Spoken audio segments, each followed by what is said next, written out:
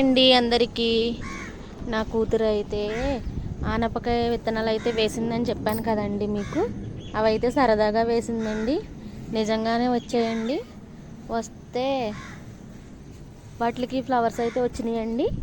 వచ్చిన తర్వాత అవి అయితే మొగ్గల కింద అయితే వేస్తున్నాయండి. చూపిస్తాను ఉండండి, చూడండి.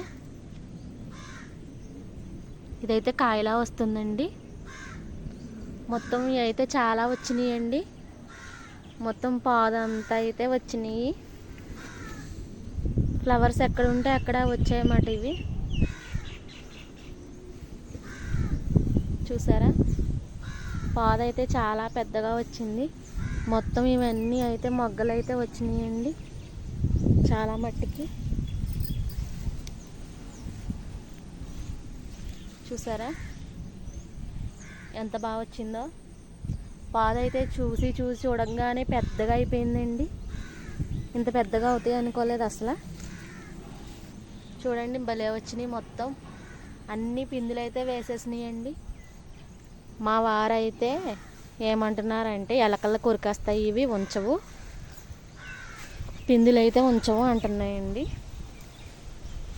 మా వారైతే అలా అన్నారు. కానీ చాలా బాగుందండి ఇదైతే మాత్రం. వీటిని కాపలా కాయడమే సరిపోతుంది నాకు. ఆవులు మేకలు ఇవి రాకుండా కాపలా కాస్తూనే ఉన్నాను. ఎందుకంటే నా కూతురు సరదాగా వేసిందండి. ఇది సరదాగా వేస్తే వచ్చింది. పొద్దున్నే స్కూల్కి వెళ్ళేటప్పుడు, సాయంత్రం వచ్చేటప్పుడు, వచ్చిన వెంటనే ఇవే చూసుకుంటుందండి. దానికి మొక్కలంటే చాలా ఇష్టమండి. చూసారా మొత్తం వచ్చేసిందండి ఇది. ఈ చెట్లు కూడా అయితే నా కూతురే వేసిందండి. మందార చెట్టు, ఈ చెట్టును, కరివేపాకు చెట్టు కూడా వేసింది.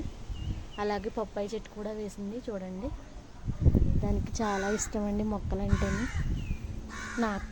నాకే ఇంట్రెస్ట్ ఉండదండి, నా కూతురికి అయితే చాలా ఇష్టం. దానికోసమైనా ఈ పాదుని జాగ్రత్తగా చూసుకోవాలి, చూసుకుంటాను కూడా. Okay friends, bye friends. నా వీడియో నచ్చితే లైక్ చేయండి, షేర్ చేయండి, కామెంట్ చేయండి. నా ఛానల్ సబ్స్క్రైబ్ చేసుకోండి.